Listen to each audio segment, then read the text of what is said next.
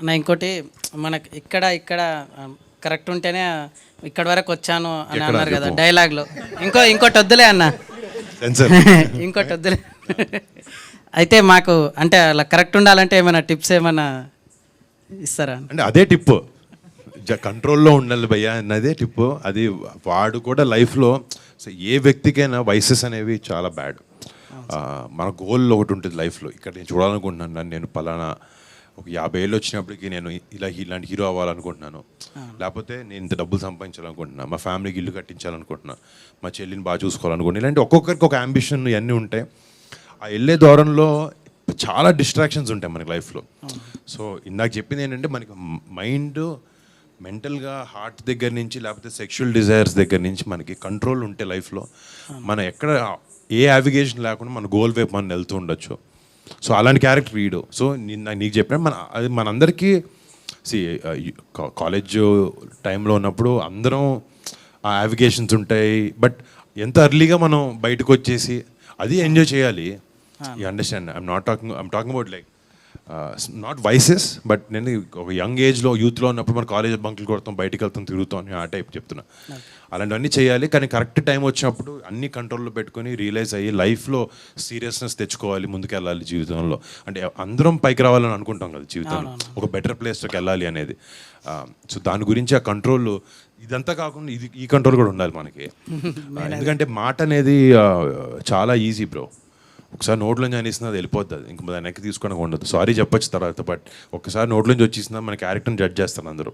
So ఏదైనా మాట్లాడేటప్పుడు కూడా మనం 1-2-3 ఆలోచించి మాట్లాడాలి. I believe that personally. That's అన్న మీరు సాయిధరం తేజ్ ఏదైనా బ్రదర్స్ లాగా ఏదైనా కాంబినేషన్లో ఏమైనా మూవీ చేస్తాం బ్రో. అండ్ నాకు తేజ్తో చాలా బ్యూటిఫుల్ రిలేషన్షిప్ ఉంది. మధ్యలో మేము ఇద్దరు అనుకున్నాం కూడా, ఎవరో ఒక డైరెక్టర్ వచ్చాడు, but it was not up to the mark. So అందుకే వదిలేసాం. అంటే ఇలాంటివి మేము 2-3 సార్లు చేయలేము. కొడితే ఒకేసారి మంచి సినిమా చేయాలి, అది బాగా ఆడాలి, జనాలందరికి నచ్చాలి. But we're open to do film together. ఇప్పుడు మీనాక్షి చౌదరి గారు హీరోయిన్ కదా, how is her character going to be like, ఎలా ఉంటుంది? అంటే సినిమాలో మెజారిటీ ఆఫ్ ద క్యారెక్టర్స్ వీడి జర్నీలో వీడితో ట్యాగిన్ అయ్యి ఏ ఫేజ్ నుంచి ఏ ఫేజ్కి వెళ్తారని. మీనాక్షి అంటే ఒక వెరీ అడాలసెంట్ ఏజ్ నుంచి ఒక నోటి దగ్గర ఒక ప్లేట్ మీద ఫుడ్, టేబుల్ మీద ఫుడ్ లేని స్టేజ్ నుంచి వాడు కింగ్ వెళ్ళే వరకు వాడి గ్రోత్ని చూస్తూ పెరుగుతూ వాడి పక్కన ఉంటుంది అనమాట. It's supporting Vasu. ఒక మంచి క్యారెక్టర్ తందే. అంటే వాసు తప్పు చేస్తే ఆడు ఎవడు మాట వినే వ్యక్తి కాదు.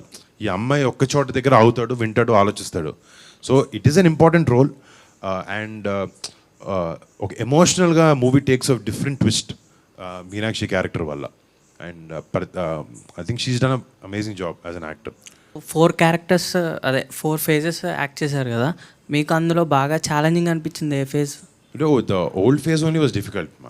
అంటే ఏ టైం లైన్స్లో? 1982 ఈ ఓల్డ్ క్యారెక్టర్ వెనకాల చేసినప్పుడు అంటే పర్ఫార్మెన్స్ ఇది అంతా కాకుండా కాస్ట్యూమ్ లేకపోతే మేకప్ కూడా ప్రాస్థెటిక్ అన్నీ చేశాను సినిమాకి. సో ఒక 1.5 hour వరకు పట్టేది మేకప్ చేయడానికి, ఆ ఏజ్ డిఫరెన్స్ తెలియడానికి. అండ్ ఇంకోటి మనిషి కొంచెం ఏజ్ వచ్చే కొద్దీ ఏంటంటే మనకి కొంచెం ఫేస్ టైట్గా ఉంటుంది, కొంచెం ఇలా డ్రూప్ అవుద్ది అనమాట ఫేస్ మన ఏజ్ పెరిగే కొద్దీ. సో ఒక మౌత్ పీస్ లాంటిది ఒకటి పెట్టుకున్న ప్రాస్థెటిక్ది ఒకటి. అంటే సో ఒక చిన్న డ్రూప్ ఉంటుంది మనిషికి 50-40 దాటిన తర్వాత, స్కిన్ లూజ్ అయ్యి. సో అది పెట్టేటప్పుడు it's very difficult to talk. So అది అవర్స్ టుగెదర్ నోట్లోనే ఉండేది. వర్డ్స్ వస్తూ ఉండేది అన్నమాట, నీట్గా వచ్చేవి కాదు. It was difficult to maintain that, but అలవాటు అయిపోయింది విత్ టైం. థ్యాంక్ యూ అన్న, wishing all the best. Thank you. Multi universe, cinematic universe అని చాలా వస్తున్నాయి కదా. ఇప్పుడు మీకుండే కట్అవుట్కి అంటే ఒక మంచి క్యారెక్టర్ రాసి సూపర్ హీరో లాగా అట్లా ప్లాన్ చేయొచ్చు. అట్లాంటివి ఏమన్నా ప్లాన్స్ ఉన్నాయి మీకు ఫ్యూచర్లో? ఇప్పుడు ఆ ట్రెండ్ నడుస్తుంది కదా. సో నేను అన్ని సూపర్ హీరో ఫిల్మ్స్ చూసి ఎవ్రీ ఫిల్మ్ ఆల్మోస్ట్ థియేటర్కి చూస్తాను.